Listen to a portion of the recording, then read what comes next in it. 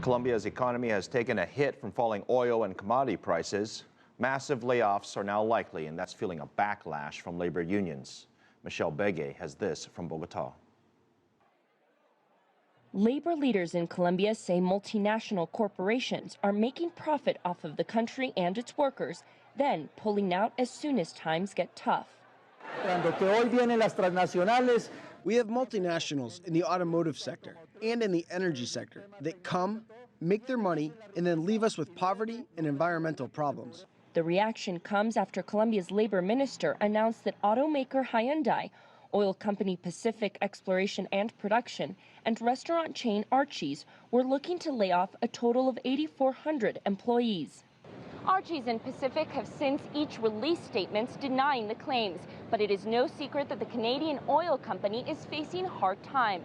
In the first half of 2015, Pacific reported a net loss of $948 million with the fall in global oil prices. Colombia's Ministry of Labor ultimately clarified that while the companies have not formally requested the layoffs, they are considering the actions in light of current conditions. Any massive layoffs would have to be investigated and approved by the government.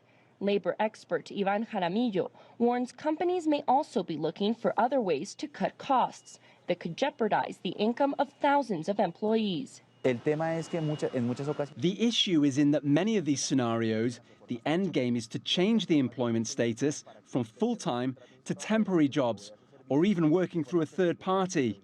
This way they don't have as much responsibility.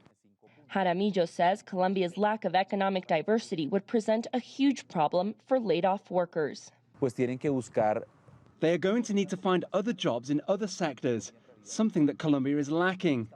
We are going through a crisis because of the slowdown of the economy due to the fall in oil prices.